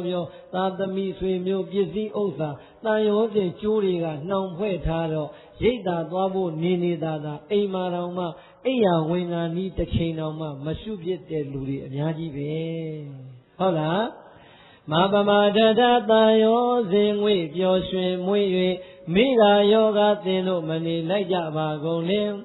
ပစ္စာတရွယ်ကြီးရင်သရသိ၍မကျင့်နိုင်တော့သေးခြင်းရောက်မှနောက်ကာလ၌ဝိပတိတာရိနောအတရွယ်ငယ်ငယ်ရွယ်ကျမ်းညာမာတတိကောင်းစဉ်ကာလတုန်းကငါသည်ဒါနာလင်းနဲ့သာပျော်ခဲ့တယ်သီလတွေမှာယုံနေခဲ့တယ်ဘာဝနာတွေမှာမေ့နေခဲ့တယ်လို့ခံပြင်းတဲ့နှလုံးမသာခြင်းသည်မဟောတာပူရှိန်ဒေါသဒေါမနာဖြင့်တောကအဖျားဖျားသင်လို့မဖြစ်ကြပါကုန်လင်တဲ့အသက်မကြီးသေးဘူးဆိုပြီးကိုထင်ထားရင်တော့နောင်တကတော့မရသေးတာအမှန်ပါပဲဟုတ်လား တပြေးတပြေးနဲ့အိယာထဲမှာလဲပြီးတပြေးတပြေးနဲ့နာရတရားတွေမှတ်အားတွေကြလာပြီးတပြေးတပြေးနဲ့တတိတွေကင်းလာပြီးတပြေးတပြေးနဲ့ထိုင်လို့တော့မပိုင်တော့မကောင်းတော့ဘူးဆိုရင်အဲ့ဒီအချိန်ကြတော့မှပြိဿကြီးယောဂီရောင်ဝတ်စုံလေးတွေနဲ့ကိုယ်အိမ်ရှိကဖြတ်သွားဖြတ်လာတွေမြင်တိုင်းအောင်မလီငါလီဟိုဆုံးစင်ကားကျမ်းမာရေးကောင်းစဉ်ကာလတတိကောင်းစဉ်ကာလတုန်းကအလူလေးနဲ့ပဲကျင့်နေခဲ့တယ်သီလလေးတောင်မှငါမှမနေကြိုးစားခဲ့ရတယ်ဘာဝနာတရားကြတော့ငါမပွားများနိုင်ခဲ့ဘူးတဲ့အမလေးအခုချိန်မှာငါဒါတွေမလုံနိုင်တော့ဘူးလို့ကိုတွေးတဲ့အိယာတွေကအတွေးဟာပြိဿကြီးဘလောက်ပင်ပန်းလိုက်မလဲဆိုတာအခုတည်းကကြိုတွေးကြည့်ပါလားဟုတ်လားနောင်တဆိုတာမရနိုင်ဘူးလားရနိုင်တယ်ဒါကြောင့်နောင်မနောင်တမရပါစေနဲ့နောင်မရတဲ့နောင်တဆိုတာကမျက်ရည်ပဲအဖော်ကြံပါတယ်ဟုတ်လားဒါကြောင့်အလုံးသောဒုရဓမ္မပေါင်းသူတော်ကောင်းတွေနောင်တမရဖို့ရန်အတွက်ဘုရားရှင်တိုင်းကဟောဒီဩဝါဒပဲပေးခဲ့ပါတယ်မမတထတန်ရောစဉ်ငွေပျော်ရွှင်မွေ့၍မိဂါယောဂသင်တို့မနေလိုက်ကြပါကုန်လင်ပစ္စာတရွယ်ကြီးရဲ့သရာသိ၍မကျင့်နိုင်လောက်သေခြင်းရောက်မှနောက်ကာလ၌ဝိပတိသာရိနောအတရွယ်ငယ်ရွယ်တတိကောင်းစဉ်ကျမ်းမာစဉ်ကာလတုန်းကငါသည်ဒါနသီလဘာဝနာတရားကိုအသွန်ခွန်ဆိုင်မပြုဖြစ်ခဲ့လေခြင်းကွယ်လို့ခံပြင်းတဲ့နှလုံးမသားခြင်းတို့သည်မဝထာပူရှိန်ဒေါသဒေါမနာဖြင့်သောကအဖျားဖျားသင်တို့မဖြစ်ကြပါကုန်လင်တသမထို့ကြောင့်ဒုံမေသင်တရားဓမ္မပေါင်းသူတော်ကောင်းတို့သည်ပုပ္ပေဝါမအိုသေးခင်မနာသေးခင်သေမင်းအရှင်မခေါ်ခင်ကစိတ်ရွှင်ကိုယ်လံခန္ဓာစွမ်း၍ဉာဏ်ဉာဏ်မှရှိနေတဲ့အခုလိုကာလမျိုးမှာသာလျင်ကဲပြိဿအိုပြီလို့ပြောလို့ရသေးလားတရားနာနိုင်သေးတယ်တရားထိုင်နိုင်သေးတယ်တတိကောင်းသေးတယ်ဆိုရင်ပြိဿရဲ့ဒါမအိုသေးပါဘူးဟုတ်လားငယ်ခြင်းတလောက်ငယ်ပြိဿတရားမနာနိုင်တဲ့ယောဂမထိုင်နိုင်တဲ့ယောဂတတိခင်းတဲ့ယောဂရနေပြီဆိုရင် तू ငယ်ပြီမဲ့အိုမနေဘူးလားအေးအဲ့ဒါပဲအိုတာကိုနားလည်အောင်သဘောပေါက်အောင်လုပ်တာအိုတယ်ဆိုတာကတတိလည်းမကောင်းတော့ဘူးကျမ်းမာရေးလည်းမကောင်းတော့ဘူးတရားလည်းနာတရားရင်နာကြရင်လည်းပျောက်ပြက်သွားတယ်ဆိုရင်တော့ဒါအိုတဲ့အပိုင်းရောက်လာပြီပေါ့ဟုတ်လားဒါကြောင့်အိုတဲ့အမေကြီးတွေကလည်းငါမအိုသေးဘူးငါကြိုးစားအားထုတ်အောင်မယ်ဆိုပြီးတော့သောဏထေရီဘိက္ခုနီမကြီးရဲ့ဇွဲမျိုးထားရင်တရားမတွေ့နိုင်ဘူးလား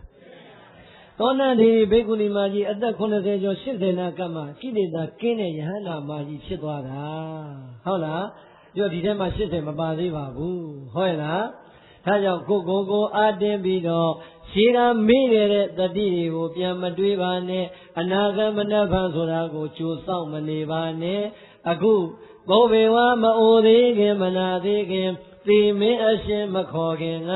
စိတ်ရွှင်ကိုယ်လံခန္ဓာစွမ်း၍ဉာဏ်ဉာဏ်မရှိနေတဲ့တတိကောင်းနေတဲ့အခုကာလမှာသာလျင်ဒုံမေသေယောဂီအပေါင်းသင်္ဃာရမပေါင်းသူတော်ကောင်းတို့သည်ဒုမနောဘဝဘောကနိဗ္ဗာန်ကိုမုတ်ချရာကြောင်းအကျဉ်းကောင်းဖြစ်တဲ့ဓမ္မဒါနသီလသမထဘာဝနာဝိပဿနာဘာဝနာဆိုတဲ့အကောင်းဆုံးတရားတော်မြတ်ကိုဘာဝေယထာနေတိုင်းအချိန်တိုင်းမှာကောင်းစွာမသွေကြိုးစား၍ပွားများအားထုတ်အပ်ပါ၏ဘယံဤသေကဟောတုံမကံသင်္ဃာရမပေါင်းသူတော်ကောင်းတို့အတွက်အမကံငါဘုရားရှင်အဆူတို့ရဲ့ပြိဿရဲ့ဘသူကမှာခဲ့တာလဲဘုရားတိုင်းကမှာတာမေဇိမကုံကြီးခိုင်းနေတာမဟုတ်ဘူးဟုတ်လားအမကံငါဘုရားရှင်ကိုတော့အမြတ်ကြီးတို့ဤအနုသာသနီတသက်ပလုံးလိုက်နာကျင့်သုံးအပ်တဲ့အဆုံးအမဩဝါဒသာသနာသည်ဟောဒီမုဋ္ဌမသွေဖြစ်ပါပြီတော့တည်း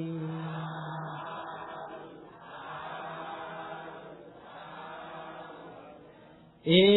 လုံးသောဒုပရိသအခွင့်အရေးကောင်းရတဲ့အချိန်မှာဒါနရအောင်ပြုလိုက်ပါသီလရအောင်ဆောက်တည်လိုက်ပါဘာဝနာရအောင်ပွားများလိုက်ပါဒါနသီလဘာဝနာတွေနဲ့ပျော်နေတဲ့ဟောဒီပုဂ္ဂိုလ်အတွက်68ခုနှစ်တည်းလုံးသည်မင်္ဂလာအပေါင်းနဲ့ပြည့်စုံတဲ့နှစ်မြတ်မင်္ဂလာဖြစ်ပါပြီမင်္ဂလာပေါင်းနဲ့ပြည့်စုံတဲ့နှစ်မြတ်မင်္ဂလာဖြစ်အောင်လုပ်ပါ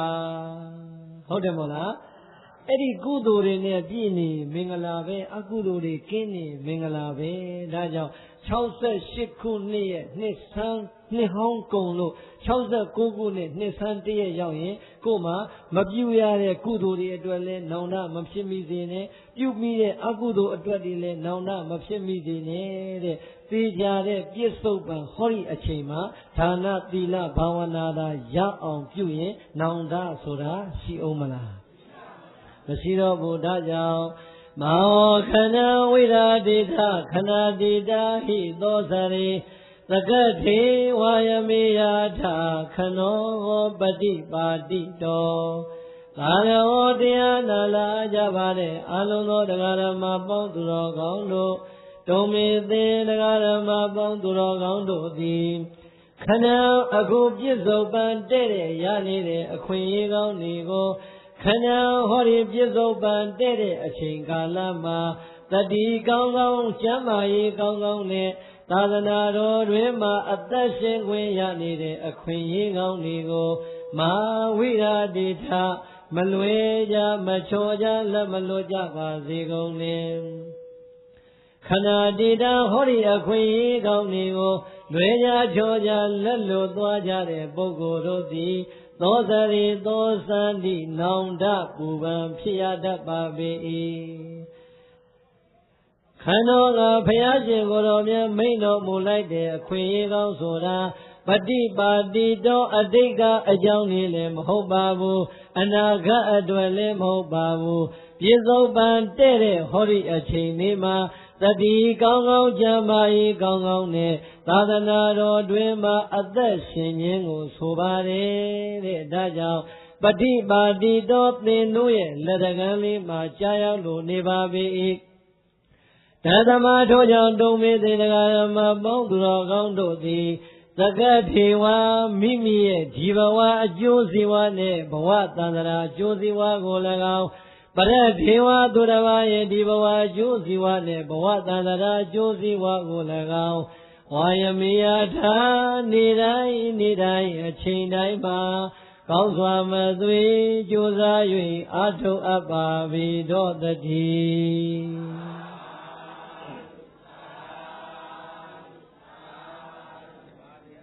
ဒေသေတံသုဒ္ဓဗုဒ္ဓေနသုနိတဝါဓမ္မဒေသနံအဘိနန္ဒနာစေတေနသာဓုသာဓုတိပါသထသာရောတရားနာလာကြပါတဲ့အများတရားဓမ္မပေါင်းသူတော်ကောင်းတို့တုံမေသေတရားဓမ္မပေါင်းသူတော်ကောင်းတို့သည်သုဒ္ဓဗုဒ္ဓေနဒါနသီလသမာဓိပညာနှင့်ဆက်ရှင်သော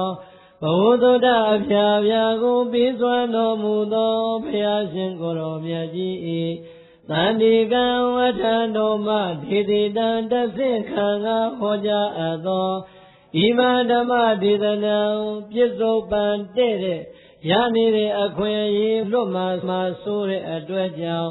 အခွင့်အရေးအရာယူဖို့ရန်ရည်တံဟောကြားအပ်တဲ့ဤတရားဒေသနာတော်မြတ်ကိုသူနေတဝါကောင်းစွာယုသိနာကြကုန်ပြည်သည်ဖြစ်၍အဘိနန္ဒနာစေတေနာအလွန်နှစ်သက်ရွှင်လန်းဝမ်းမြောက်ဝမ်းသာပီတိဖြာကြကုန်လျက်အဘိနန္ဒနာစေတေနာဟောဒီကိုတော်ငါတို့ဓမ္မယုံကြတော့တောယုံတန်ယုံလေးပြဟောပြီးတော့ပြန်တော့မယ်အောင်မလေးတရားလေးကတဏှာကြီးကြော်ယုံလေးပဲရှိတဲ့တော်လို့တရားတွေအစီကြီးနာရမယ်လို့စိတ်ထဲမှာထင်ထားပြီးတော့မနာလိုက်ရလို့များအာမလို့အာမရကြံခဲ့ကြမယ်ဆိုရင်ပရိသတ်ရေအပြစ်တင်မယ်ဆိုရင်တော့နည်းနည်းလေးဆင်ញင်ကြပါဦးနားထောင်ကြည့်ပါဦးဒီကိုယ်တော်ဟိုဘက်ကန်းဟိုဘက်လမ်းမလေးတဝဲဟောခဲ့ပြီးပါပြီ15မိနစ်နာပြီးတော့ဒီဘက်ပလင်ပေါ်ပြန်ပြီးတော့ရောက်ရပြန်ပြီ သာသမီချင်းသာကိုချင်းစားတတ်မယ်ဆိုရင်ခမည်းတော်သားလေးသာကျုပ်ဆိုရင်ဟောခိုင်းမှာမဟုတ်တာသိကြပါလေဒါကြောင့်သာသမီချင်းကိုချင်းစားကြည်လင်ပြတ်သားတဲ့စိတ်လေးမြန်မြန်ဝင်ရွှင်ရွှင်ပြပြဝမ်းမြောက်ဝမ်းသာပီတိဖြာရကုန်လျက်သာဓုသာဓုတိသာဓုသာဓုသာဓုလို့ခေါ်သောသူတော်ကောင်းသူမြတ်လောင်းတို့ရဲ့ကောင်းမြတ်တဲ့ကြွေးကြော်သံကိုဘာသာထားသုံးငိမ်သုံးဝနှုံမြတ်ဟာ၍ကောင်းစွာမသွေကျွေးလိုက်ကြလေကုန်ရသတည်း